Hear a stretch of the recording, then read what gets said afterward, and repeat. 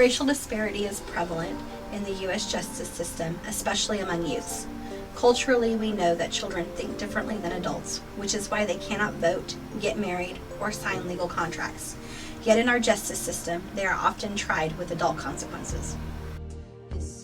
Western Pennsylvania have charged 11-year-old Jordan Brown as an adult. The boys will have one trial together in adult court. The length of his sentence is also the length of his life. They're not old enough to drive, drink, or vote, but in America, kids as young as 7 years old can be tried as adults. The impact on families who have lost their child due to unjust sentencing practices can be felt for years, as seen by the tragic story of 11-year-old Jordan Brown.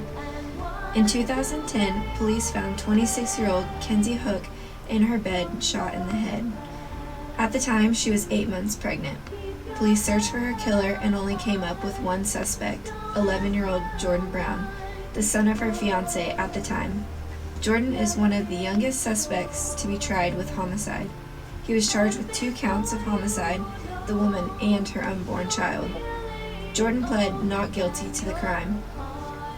Jordan was tried in Pennsylvania, where it is one of the 19 states in the United States where there is no lower limit for the age someone can be charged as an adult with homicide. Jordan was convicted with life in prison with no possibility of parole.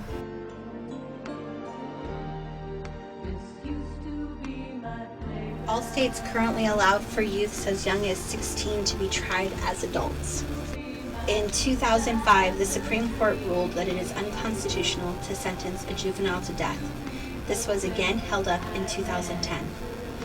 On January 25, 2016, President Obama signed an executive order stating that solitary confinement for juveniles, either as a sentence or to protect the youth, was cruel and unusual punishment. Ark Valley is home to 1,000 inmates, half of whom are violent offenders.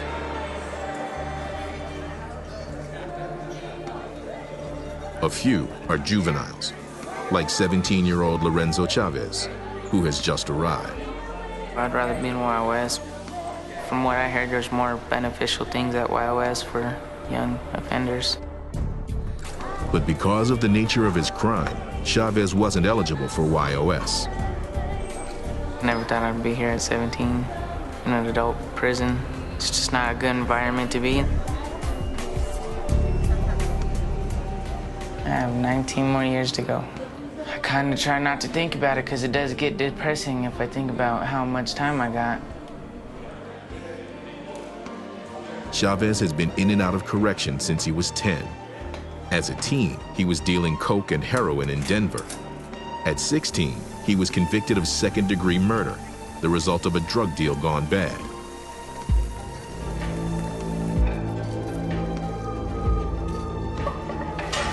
But this is the big house. Here, he has to constantly look over his shoulder.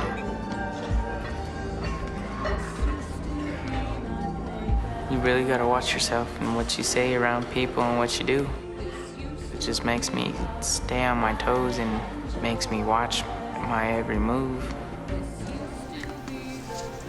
Today, there has been a bill placed into the House of Representatives called the Ending Racial Profiling Act of 2015.